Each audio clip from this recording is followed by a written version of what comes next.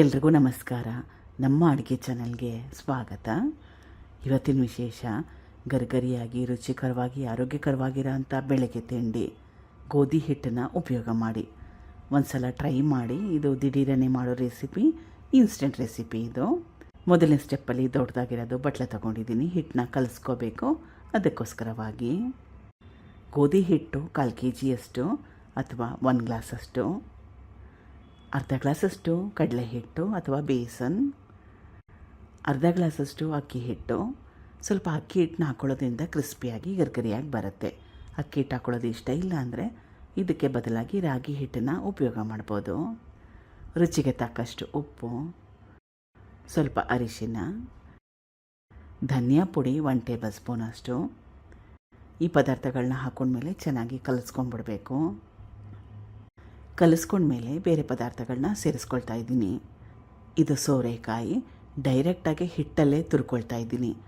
ಸೋರೆಕಾಯಿನ ತುರಿದಿಟ್ಕೊಂಡ್ರೆ ಬಣ್ಣ ಚೇಂಜ್ ಆಗುತ್ತೆ, ಕಪ್ಪಾಗುತ್ತೆ. ಅದಕ್ಕೋಸ್ಕರವಾಗಿ ಸೋರೆಕಾಯಿ ಇಷ್ಟ ಇಲ್ಲ ಅಂದರೆ ಇದಕ್ಕೆ ಬದಲಾಗಿ ಹೀರೆಕಾಯಿ, ಬೂದುಗುಂಬಳಕಾಯಿ, ಸೌತೆಕಾಯಿ ಇವನ್ನೆಲ್ಲ ಉಪಯೋಗ ಮಾಡ್ಬೋದು. ಸೋರೆಕಾಯಿನ ತುರಿದಿದ್ದಾಗಿದೆ.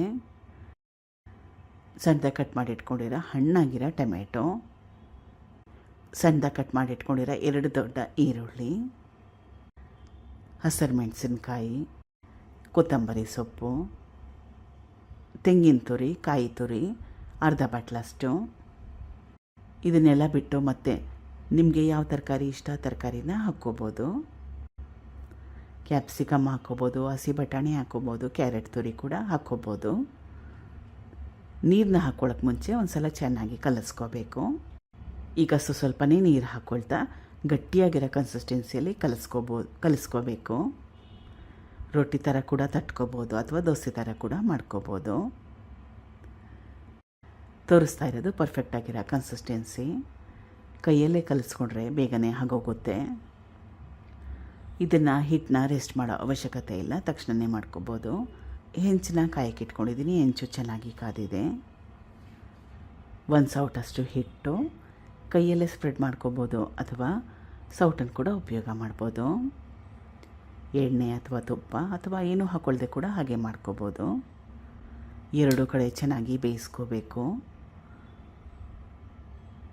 ಇದಾಗಿದೆ. ಇವಾಗ ಮಿಕ್ಕಿರೋ ಹಿಟ್ಟಿಗೆ ಸೇಮ್ ಪ್ರೊಸೆಸ್ನ ಫಾಲೋ ಮಾಡಿ.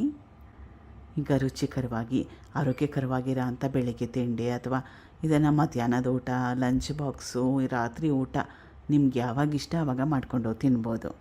ಡಯಾಬಿಟಿಕ್ ಪೇಷಂಟ್ಗಳು ಟ್ರೈ ಮಾಡೋಂಗಿದ್ರೆ ಅಕ್ಕಿ ಹಿಟ್ಟನ್ನ ಸ್ಕಿಪ್ ಮಾಡ್ಕೋಬೋದು. ಹಾಕ್ಕೊಳ್ಳಿಲ್ಲ ಅಂದ್ರೂ ಪರವಾಗಿಲ್ಲ.